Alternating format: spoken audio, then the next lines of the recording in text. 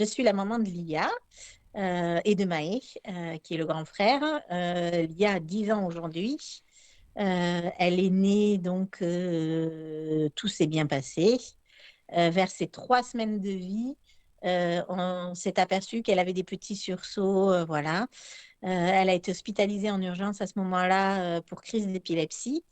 Elle a eu de nombreux examens. Au final, il en est ressorti que il n'y avait rien, à part peut-être quelques crises d'épilepsie, mais isolées. Et on est ressorti donc avec un traitement, sauf que elle était hospitalisée à ce moment-là dans un petit hôpital de banlieue, on va dire. Et elle est ressortie avec une bronchiolite. Donc, elle a de nouveau été hospitalisée une semaine après. J'ai demandé à ce qu'elle soit hospitalisée sur Bordeaux, sur un grand CHU, pour justement avoir un autre avis sur l'IA, sur les crises, sur ce qui se passait en fait. Donc, elle a été prise en charge là-bas. Et ils ont dit au début, ben non, que c'était pas de l'épilepsie, que tout allait très bien, que c'était un bébé très tonique, qui se développait très bien, qui regardait, tout était parfait, et qu'il fallait arrêter le traitement d'épilepsie, que c'était des spasmes liés intestinaux liés à la digestion, etc. Parce que l'IA faisait la plupart du temps ses crises quand elle mangeait. En même temps, un enfant, un bébé boit des biberons toute la journée. Donc, c'était logique. Vers ses 6 mois, elle a fait jusqu'à 25 crises par jour, qui n'étaient toujours pas des crises pour les médecins, mais nous, on commençait à s'inquiéter beaucoup. Vers ses 9 mois, ils se sont aperçus qu'elle se développait pas forcément comme tous les enfants. Elle tenait pas assise. Elle commençait à plus trop regarder. En fait, comme elle a eu 25 crises d'épilepsie par jour vers ses 6 mois pendant un long moment, elle s'est renfermée complètement sur elle-même. Elle a arrêté de se développer et elle a cru que c'était l'extérieur qui l'agressait. Et du coup, voilà, elle a arrêté son développement. Donc, vers ses 1 an, on a réussi à obtenir une hospitalisation avec un EEG de 24 heures. Et là, ils se sont aperçus que, oui, il y avait bien de l'épilepsie depuis le début, mais qu'elle n'avait pas de traitement, malheureusement. Donc, elle a eu un traitement pour l'épilepsie à ses 1 an. Ils ont cherché pourquoi, donc ils ont cherché ponction lombaire, tous les examens. Et donc, vers ses 18 mois, on a eu le diagnostic d'une maladie génétique rare qui s'appelle CDKL5, qui est une maladie sur le chromosome X qui donne de l'épilepsie très précoce. C'est la maladie qui donne de l'épilepsie le plus précoce actuellement, puisque l'IA avait 3 semaines, mais ça arrive qu'il y en ait encore à une semaine. Enfin voilà, c'est déjà très tôt. Et un retard de développement très important. Voilà. Au jour d'aujourd'hui, cette maladie, en fait, la particularité, c'est que l'IA n'a aucun problème physique, c'est-à-dire qu'elle n'a pas de problème musculaire, ni d'hypotonie, etc. Elle n'a pas de problème de tendons, de spasticité ou autre. Elle a tout ce qu'il faut, mais elle ne sait pas s'en servir. Donc, on nous a donné un diagnostic et on ne nous a pas dit, elle marchera pas, elle ira à l'école, elle ira pas à l'école. On nous a dit, on ne sait pas, c'est une maladie génétique rare, on ne sait pas. Essayez un peu, oui, pourquoi pas, de la kiné dans l'eau, de la balnéo, et puis c'est tout. Un peu de psychomotricité, parce que ça, ils aiment bien la psychomotricité, en général, quand ils sont petits. Donc, allez, hop, une séance de psychomotricité par semaine, et puis un peu de balnéo dans l'eau, voilà. Et ensuite, nous, on est rentrés. On a d'abord pris le temps d'accuser le coup, de se dire que voilà, notre fille, elle ne sera pas celle qu'on avait prévue, celle qu'on avait idéalisée pendant 9 mois. On ne ferait pas toutes ces choses qu'on avait envie de faire avec elle. Et ensuite, on a commencé à chercher un peu ce qu'il y avait sur Internet, à fouiner, vraiment, à regarder ce qui se faisait. Et on s'est aperçu qu'en fait, de l'autre côté, alors j'aime dire que c'est le monde parallèle en général, j'appelle ça comme ça, que de l'autre côté, dans le monde parallèle du handicap, en fait, il a existé des tonnes de choses, que ce soit en kiné, en nutrition, pour les yeux, même en psychothérapie, en thérapie cognitive. Il existe des tonnes et des tonnes de thérapies qui ont des résultats vraiment très probants, mais dont on ne parle pas. Voilà, on ne parle pas dans les cabinets médicaux en tout cas. On n'en parle pas. Donc, il faut qu'on se débrouille seul pour trouver ces thérapies-là. Donc, on s'est dit, pourquoi pas? On a commencé à réfléchir de notre côté.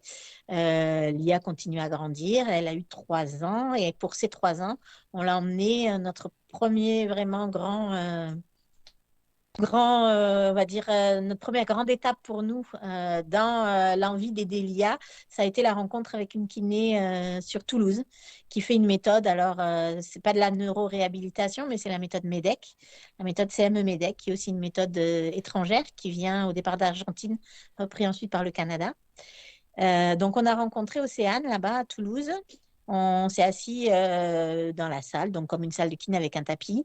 On a commencé à raconter l'histoire de l'IA, ben, comme on le fait là, comme je le fais là. Et puis, ben, Océane, pendant ce temps-là, était avec l'IA. Elle a attrapé l'IA, elle l'a mise debout, elle l'a attrapée par les genoux, elle l'a fait marcher. Et là, on s'est arrêté de parler. On s'est dit, mais en fait, l'IA peut marcher. Personne ne nous l'a jamais dit. Mais en fait, et du coup, comme personne ne nous l'avait jamais dit, on se l'était pas dit non plus. Alors, on se l'interdisait sûrement, hein, mais on ne s'était pas dit. Mais on s'est dit, mais en fait, elle peut marcher, elle peut faire plein de choses, elle peut avoir plein d'autonomie sur plein de choses, sauf qu'on ne nous l'a pas dit. Et à partir de ce moment-là, on s'est dit, mais en fait, allez go, on va faire plein de choses pour elle. Un parent lambda veut offrir le meilleur à son enfant par les écoles, l'étude, les activités, etc. Ben, nous, on va le faire pour l'IA, mais par les méthodes de kiné, par les méthodes de rééducation cognitive, par les yeux, etc. C'est ce qu'on va lui offrir de meilleur, en fait. Et à partir de là, on est parti en Espagne. On est allé à Esantis et ensuite, en même temps, on a rencontré Léa et Sam aussi chez Aléa. On a fait les deux pendant un an. Et puis ensuite, on a choisi de rester avec la méthode de neuroréhabilitation avec Léa et Sam parce que ben, ça nous convenait plus au niveau de leur méthode et de leur façon de faire. Et donc, on a commencé l'IA avec 4 ans. C'était il y a 6 ans exactement. Depuis, on a fait 32 semaines de stage. En 6 ans, ouais, 32 semaines de stage. Donc, on fait à peu près 6 semaines de stage par an. Et l'IA a évolué incroyable. Elle a commencé il y a 6 ans. Elle savait, la kiné ici a réussi à lui apprendre à s'asseoir, en fait, de coucher assis. Elle a mis à peu près un an à lui apprendre à s'asseoir en mettant son coude, voilà. On est arrivé là-bas, donc l'IA savait à peine s'asseoir. Et aujourd'hui, ben, si on vous montre une vidéo, l'IA marche toute seule sur un tapis de marche. Elle est capable d'enchaîner les pas. Elle a fait 18 minutes toute seule, le dernier stage. Elle tient en équilibre à genoux pendant plus de 10 minutes, toute seule. Jamais on n'aurait cru qu'elle tiendrait à 4 pattes. Elle tient à 4 pattes. On a commencé la méthode avec les ASAM, on a fait du 4 pattes parce que ben, c'est important dans le schéma de développement de l'enfant de passer par ce 4 pattes, même s'ils n'en font pas. On s'est dit, bon, elle n'en fera jamais, mais on va lui faire faire quand même le mouvement qu'elle ne fera jamais seule. Et aujourd'hui, ben, les ASAM disent, ça se trouve, elle fera du 4 pattes toute seule. Voilà.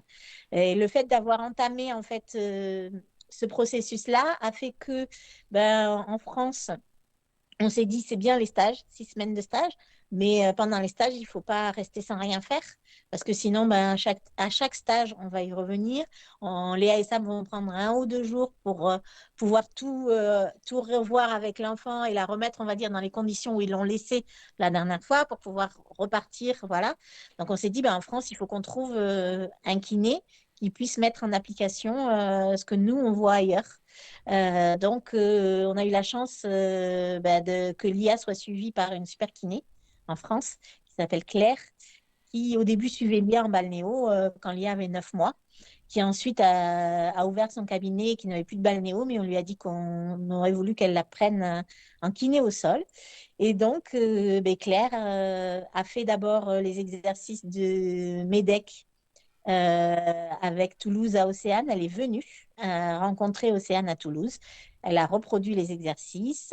Régulièrement, quand on allait en stage à Toulouse, on filmait les exercices que Claire refaisait. Ensuite, quand on est parti en Espagne, elle a fait des visios avec Léa et Sam. Pareil, on filmait les exercices, elle reproduisait les exercices. Le fait pendant 6 ans d'avoir eu une kiné qui, pendant les stages, refaisait exactement les exercices, était dans la même longueur d'onde. Alors bien sûr, Claire a fait aussi ses propres exercices. Voilà, elle a vu aussi comment l'IA a évolué et ce qu'il fallait faire, pas faire certains jours, voilà. Mais elle a accepté de se remettre en question, de remettre sa façon de travailler en question pour pouvoir aider l'IA. Et du coup, le fait d'avoir fait ça, c'est ce qui fait que en fait, l'IA n'a jamais cessé de progresser. d'un stage à l'autre, il y a toujours eu un progrès. Alors, ça a été tenir 10 secondes, 10 secondes debout toute seule, ça a été faire 3 pas toute seule. Enfin, de plus en plus, en fait, on est parti sur de plus en plus de progrès. À chaque fois qu'on arrive à un stage, Sam nous dit, ah bah, on se demande quel progrès va nous faire l'IA cette fois-ci. Mais vraiment, voilà, dans cette dynamique-là, et cette dynamique-là n'a été possible que parce qu'en France, vraiment, ça a été, enfin, j'insiste, mais c'est vrai, c'est parce que ça a été suivi en France. On voit beaucoup de cas où en France, les kinés ne suivent pas et du coup, ben, les enfants ne progressent pas autant parce que ben, un enfant doit répéter, répéter, toujours répéter. Plus il répète, plus il y arrive. Et chez l'IA, ça s'est vraiment vérifié. Je vous disais tout à l'heure, donc elle a mis 1 an, quand elle avait 3 ans, à s'asseoir de coucher à assise, à apprendre à s'asseoir coucher assise. À partir du moment où on a vu que la répétition fonctionnait, la répétition de toujours les mêmes exercices, etc., chaque jour fonctionnait, nous on s'y est mis aussi. Donc par exemple, tenir son verre, on lui a appris à tenir son verre à chaque repas, on lui mettait les mains sur son verre, on l'amenait à sa bouche. On a fait ça pendant au moins 4 mois pour qu'elle arrive à le faire toute seule. Un peu plus tard, on a fait pareil avec une cuillère pour la mettre dans la bouche. Et en 3 semaines, elle a su le faire toute seule. Donc, ce qui prouve que, au fur et à mesure, plus l'enfant répète, plus le chemin, en fait, la connexion, on voit pour l'IA en tout cas, plus la connexion se fait très rapidement. Et plus justement, elle apprend rapidement aussi parce que le chemin des neurones, en fait, se refait. Elle refait son propre chemin qu'elle n'a pas eu dans son développement quand elle était petite. Et ça, c'est la répétition vraiment qui joue là-dessus.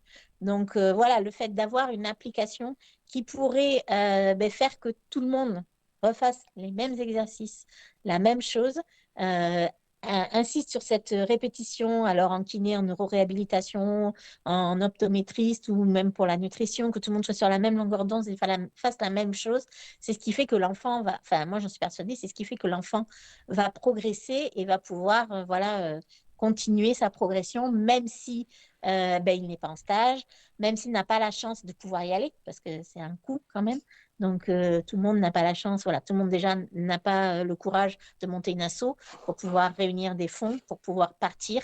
Voilà, tout le monde ça ne peut pas le faire. Donc, j'ai toujours dit que du coup, c'est un peu compliqué parce que pour moi, tous les enfants n'ont pas la même égalité de chance et c'est ce qui est dommage parce que voilà, l'IA a cette progression énorme, mais quelque part, un autre enfant a certainement le même potentiel, parce que tous les enfants ont un potentiel, mais comme les parents n'ont pas la fibre sur Internet ou n'ont pas ni le temps ni l'énergie, je ne critique pas, chacun voilà sa personnalité, mais du coup, l'enfant ne peut pas accéder à tout ça, alors que voilà, il pourrait y accéder et en bénéficier et progresser aussi.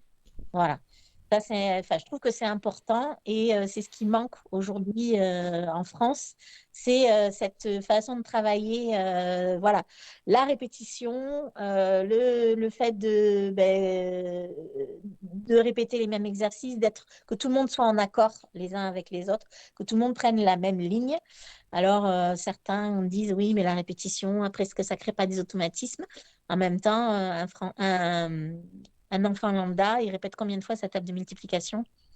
Je suis pas sûre que ce soit pas de la répétition non plus. Donc, on est toujours sur la même chose, hein. Donc, voilà, on est dans ce système-là et c'est pas aujourd'hui ce qui se fait voilà, pour les enfants, en tout cas, en situation de handicap et c'est dommage. Dans cette optique-là, en fait, par rapport à l'application, ce que je trouve super intéressant et donc ce qui est voilà, important aussi, c'est que ça puisse bénéficier à des enfants qui, comme on disait, n'ont pas la chance forcément de partir en stage. Là, on parle de l'EASAM, mais voilà, il y a plein d'autres techniques de neuroréhabilitation, que ce soit en Pologne, voilà. Et le problème, c'est que ça commence, enfin, c'est tellement connu maintenant qu'il y a des listes d'attente énormes. Donc, même si on a l'envie, l'énergie pour pouvoir y aller, il faut maintenant avoir une place en plus. On a des kinés comme Léa et Sam qui acceptent de venir rencontrer des enfants. Donc là, c'est ce que nous, en tout cas, c'est pour ça que je dis que nos projets sont liés, parce que nous, on est un peu la première pierre du puzzle, puisque nous, on crée une semaine où, justement, on va montrer aux parents un peu toutes ces méthodes, tout ce qui serait possible de faire, tout ce que nous, on a découvert sur Internet, à travers les réseaux, où on a pris des décisions sans vraiment connaître la méthode. Au final, on a fait un peu au feeling, au pif. C'est bien tombé, mais on pourrait aussi perdre, je sais pas moi, 6 mois à chercher une méthode qu'on essaye et qui finalement ne convient pas. Mais nous, on souhaite proposer ça aux parents, sur une semaine, leur montrer deux, trois thérapies cognitives, quelques thérapies de kiné, voir si ça convient à leur enfant. Et si ça convient à leur enfant, allez, go, banco, quand on rentre chez soi, on trouve un kiné, par exemple, je parle de kiné, qui pourra reproduire les exercices. Et c'est là que l'application est super intéressante parce que du coup, Léa et Sam, par exemple, sur cette première semaine, vont venir le vendredi, samedi, ils vont rencontrer des parents. Ils vont faire un bilan, regarder avec eux, leur proposer des exercices qui pourraient être faits, que les parents vont filmer, qui vont reproduire au kiné. Mais en fait, l'application serait là, et hop, on met ça dans. Je ne connais pas tous les tenants, je ne suis pas informaticienne, mais je me dis, voilà, on met ça dans l'application, ils rentrent chez eux, ils trouvent un kiné qui a cette capacité de se mettre en question. Et ça, il y en aura, je pense, de plus en plus parce que on est de plus en plus de parents à pousser là-dessus. Donc, voilà. Et un professionnel qui va prendre ça et qui va pouvoir refaire avec cette application, faire dans la répétition des mêmes exercices et pouvoir après communiquer avec Léa et Sam, avec les parents et qu'on soit tous sur la même longueur d'onde. Donc, voilà.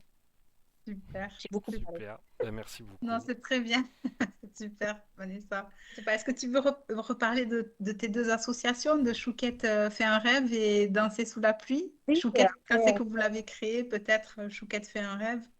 Chouquette fait un rêve, on l'a créé il y a 7 ans, quand on a rencontré Océane, au moment où on s'est décidé à partir vers d'autres thérapies, en fait, qui n'étaient pas prises en charge. On s'est dit, on a envie de, ce que je disais tout à l'heure, de proposer le meilleur à son enfant, mais clairement, on n'a pas les moyens. C'est pas comme payer des cours de danse à 250 euros l'année. Ça n'a rien à voir, hein. Clairement, on parle, nous, d'un budget de 20 à 30 000 euros par an, hein, donc une voiture, hein, sur tout ce qu'on met en place. Ça, plus le matériel, parce que le matériel coûte cher aussi, le matériel médical. Donc, on s'est dit, on a besoin d'être aidé et on va franchir le pas, on va créer une asso. Donc, Chouquette fait un rêve, c'est une asso qui a été créée pour l'IA, pour pouvoir l'aider à financer, voilà, nous aider à financer toutes les thérapies qu'on met en place. On en a fait aussi une page sur les réseaux, Insta et Facebook, qui est vraiment là sur ce qu'on voulait dans l'asso. C'était pas que demander de l'argent. D'ailleurs, on n'a jamais fait de cagnotte en ligne. En fait, ce qu'on veut, c'est partager. Donc, on crée des manifestations, des événements où on partage des choses avec des gens et dans ce cadre-là, on récolte des sommes. Mais ce qu'on veut, c'est partager autour du handicap, autour de la différence, notamment avec les enfants, sensibiliser au handicap et à la différence chez les petits. Et du coup, montrer que même si il y a un handicap, même si notre vie n'est pas du tout celle qu'on avait imaginée, on a quand même des moments où on passe de bons moments, on est heureux, on n'a pas peur de le dire. Alors oui, c'est dur, oui, il y a plein de moments où ça va pas, mais il y a aussi des jolis moments et ça, c'est important de le dire. C'est sur la page et sur les pages des réseaux, c'est notamment ce qu'on veut partager. Quand on a créé, donc il y a 6 ans, Chouquette fait un rêve, on avait déjà, c'était pour l'IA, mais on avait déjà dans la tête de faire pour les autres aussi, parce que voilà, on s'était déjà dit, l'IA c'est bien, mais zut, il y a d'autres enfants et tout le monde a le droit, voilà, à être aidé. Et surtout, on s'est dit, nous, on s'est retrouvés tout seuls à trouver des méthodes, on s'est retrouvés tout seuls à chercher des réponses, tout seuls à chercher du réconfort. Je pense que, voilà, Émilie, tu sais aussi, quand on a un diagnostic, le premier sentiment qu'on éprouve, c'est ça, c'est la solitude et l'isolement. Parce que même si on nous dit, je comprends, en fait, non, c'est très compliqué de comprendre si on ne vit pas la même chose que nous.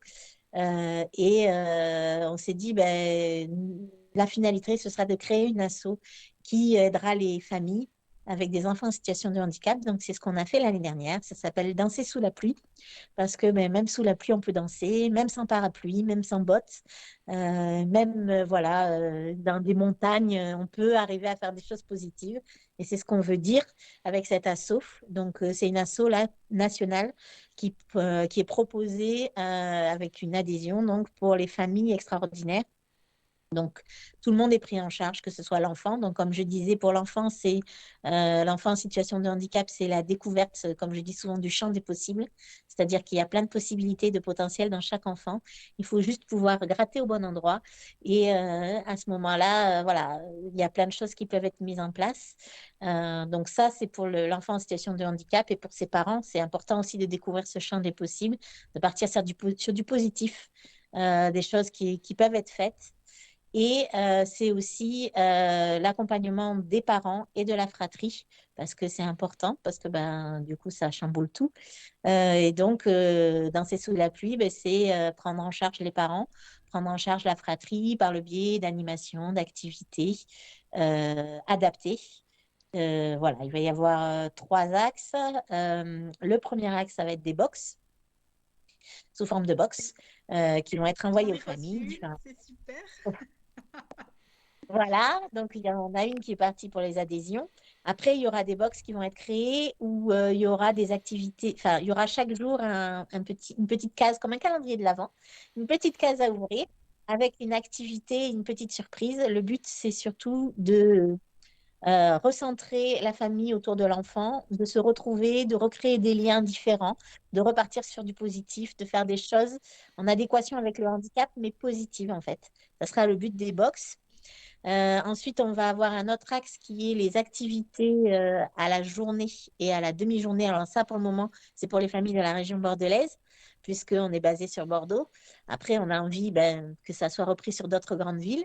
Mais là, ce sera des activités qu'on va proposer à la journée et à la demi-journée pour les familles.